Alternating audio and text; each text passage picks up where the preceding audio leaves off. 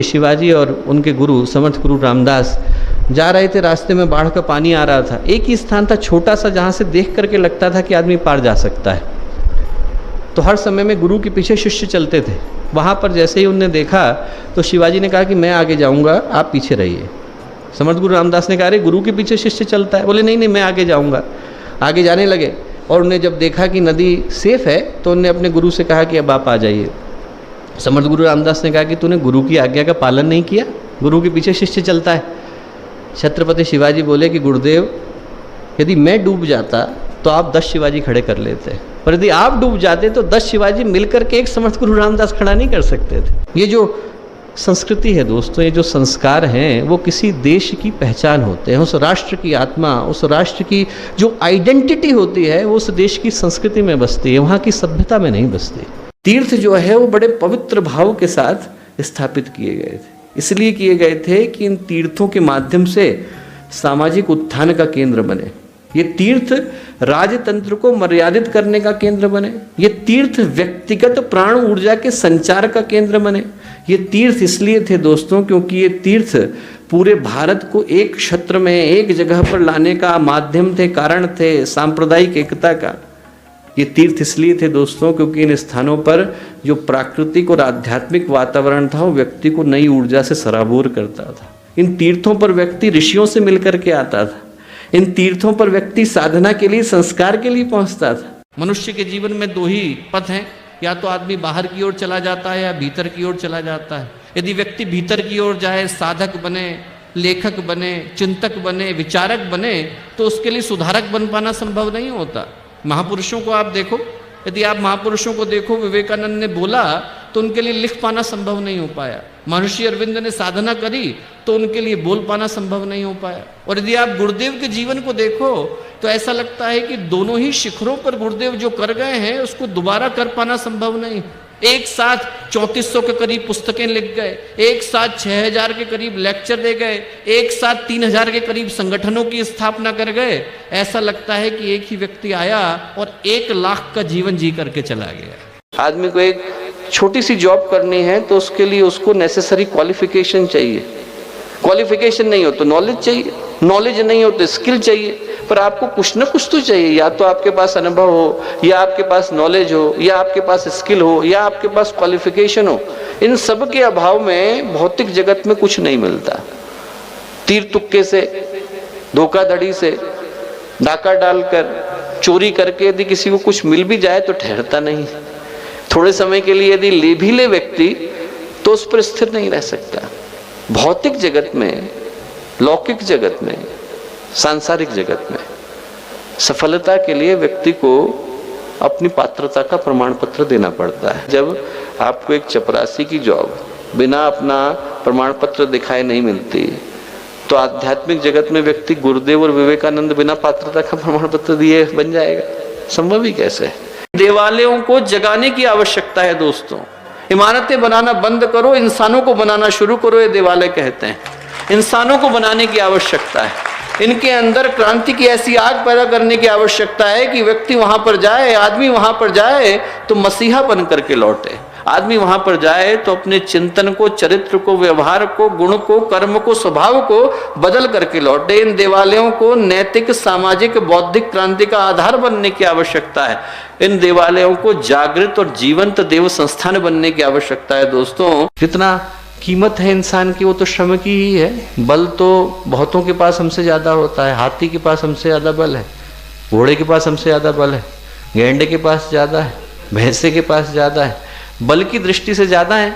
इंसान की जो कीमत है वो तो श्रम के कारण है। इंसान ने जिस चीज को किया वो तो श्रम किया। शारीरिक श्रम किया तो पूरी धरती को रहने लायक बना दिया। पुल बन गए, कारखाने बन गए, मॉल बन गए, हॉस्पिटल्स बन गए, होटल बन गए, शारीरिक श्रम के कारण। बौद्धिक श्रम हुआ तो साहित्य निकल आया, दर्शन निकल आया, मनोविज्ञान निकल आया। भावनात्मक श्रम हुआ तो सोसाइटीज निकल आई, समुदाय निकल आए, सहकार निकल आए। आध्यात्मिक श्रम हुआ तो तपस्या, योग, ये सब के सब निकल आए। मनुष्य ने जो किया है वो श्रम के कारण किया।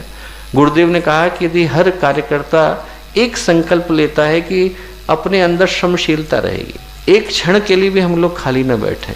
जो गायत्री का मंत्र है वो अकेला ऐसा मंत्र है जो अपने अंदर उन सारी शक्तियों को सन्निहित रखता है, जिसका यदि सही सम्यक स्वरूप शिक्षाएं व्यक्ति आत्मसात करने की स्थिति में होता है तो उसका जीवन, उसका व्यक्तित्व, उसकी चेतना, उसकी देशना, उसकी विचारणा, उसकी मान्यताएं, उसकी आस्थाएं न केवल परिष्कृत परिमार्जित होती हैं बल्कि उस शिखर पर जाकर के प्रतिष्ठित होती हैं जिसको कि हम मानवीय चेतना का अंतिम पुरुषार्थ कह करके पुकार सकते हैं। यदि हमारे को लगे कि हमारा शरीर कमजोर पड़ रहा है तो हम किसको याद करें? हम राणा सांगा को याद करें। राणा सांगा के शरीर में 108 घाव हो गए थे, एक हाथ कटा, एक पैर कटा, एक आंख चली गई, इससे दिखाई नहीं पड़ता था। उसके बावजूद जो अंतिम युद्ध में जब वो उतरे, 108 में से 108 युद्धों में उनने विजय को प्राप्त किया। अंतिम में तो स्थिति ये थी कि राणा सांगा के प्राण चले गए थे, प्राण चले गए थे, शरीर के अंदर आत्मा नहीं थी। सिर्फ उनके मृत शरीर को उनके सैनिकों ने घोड़े के ऊपर रखा और लेकर के गए, और राणा सांगा के मृत शरीर को देखकर, मरे हुए शरीर को देखकर, लाश को देखकर, शव को देखकर सामने वाली सेना के 15,000 लोग वहां से दुम दुबा करके भाग खड़े हुए। इंसान की कीमत हो, दम हो, तो ऐसा होना चाहिए कि हमारा शव भी दूसरे के हृदय में भय पैदा कर पाने की स्थिति में हो। मन हमारी सुनता नहीं। मन इसलिए नहीं सुनता क्योंकि मन को हमने वो जिम्मेवारी दे दी है जो मन की थी नहीं। आपके मन पर आपका पूर्ण स्वामित्व हो, आपके व्यक्तित्व पर आपका पूर्ण अधिकार हो। आपके मन में न एक विचार वो आए जो आप नहीं आने देना चाहते, आपके जीवन में न एक घटना वो घटे जो आप घटाना नहीं चाहते। वो ध्यान का अकेला और एकमात्र उद्देश्य है कि पूरा व्यक्तित्व आपके अधिकार में आ जाए। यदि हम अपने मन के गुलाम हैं तो फ़ायदा क्या? यदि हम अपनी कामनाओं के गुलाम हैं तो फ़ायदा क्या? यदि हम अपनी वासनाओं के और तृष्णाओं के गुलाम हैं तो फ़ायदा क्या? आप दुनिया के मालिक हो जाएंगे पर वो गुलामी चलती रहेगी। जिनका जीवन समझौते करना जानता है, जो चुनौतियों को देखकर घबराते हैं, अवसरों को देखकर मुंह छुपाते हैं, जिनके अंदर संवेदना और साहस ढूंढने से नहीं मिलते, सो गए। शौर्य है, पराक्रम है, करुणा है, मानवता है, ढूंढने पर भी उनके दर्शन नहीं होते। धिक्कार है उनकी जवानी पर। 20 के हों, 30 के हों, उस नंबर का कोई फर्क नहीं पड़ता। उसको लेकर के आप आधार का प्रमाण पत्र बनाते फिरिए, पर जब संस्कृति के उत्थान की, क्रांति के अभियान की और राष्ट्र के निर्माण की गाथा लिखी जाएगी तो उसमें उन मुर्दा व्यक्तित्वों का नाम कहीं नहीं होगा। They won't be anywhere. Bertrand Russell ने कहा है कि आदमी उसी क्षण मर जाता है जिस दिन उसके सपने मर जाते हैं। मर तो उसी क्षण गया है, दफनाया बाद में जाएगा, मर तो उसी समय गया। यदि आपके अंदर के सपने मर गए, आपके अंदर का संकल्प मर गया, आपके अंदर की जवानी मर गई। सच्ची जवानी तो वो है दोस्तों जब आप अंदर के अंधेरे पर विजय पाना जानते हैं। सच्ची जवानी वो है जब आप दुखियों के दुख को दूर करना जानते हैं। सच्ची जवानी वो है जब आप भटकों को राह दिखाना जानते हैं। दोस्तों, प्यार देने वाला हम में से हर कोई बन सकता है। आदमी दुख से भरा हुआ है, आप कुरेद करके देखो, आदमी गले तक भरा हुआ है, फुट फुट करके रोने लगेगा, उससे पूछने वाले कोई नहीं। पूछ करके तो आप देखो, दूर की यात्रा मत करो, आप अपने घर के भाई बहनों, माता पिता से पूछ करके देखो। छोटे छोटे बच्चे होते हैं, पिताजी से जिद करने लग जाते हैं, हमारे लिए एंड्रॉयड फ़ोन लेकर के आओ। उस बेचारे की तनख्वाह नहीं है 18,000, एंड्रॉयड फ़ोन कहाँ से लेकर के आएगा? वो कैसे तैसे अपनी जेब को काट करके बच्चे के लिए फ़ोन लेकर के आता है। कभी हमने पूछ करके पूछा है उनसे कि आप पिताजी कैसे लेकर के आए हो? पूछ करके तो देखें। आदमी की दिल की भावनाओं को कुरेद करके तो देखें कि आदमी कितने कष्ट के साथ जीवन को जी रहा है। और ये यदि हम पूछते हैं, उसके दर्द को हल्का करते हैं, उसकी पीड़ा को कम करते हैं, उसके मन के कष्ट को हल्का करते हैं, हम देवता बन जाते हैं। दोस्तों, देवता बनने के लिए और कुछ करने की आवश्यकता नहीं है, सिर्फ दिल के दरवाजे जो हम बंद करके बैठे हैं उनको खोलने की आवश्यकता है। घर में गंदगी होगी तो भगवान वहाँ कैसे आ जाएंगे? कोठरी गंदी होगी तो भगवान वहाँ कैसे आ जाएंगे?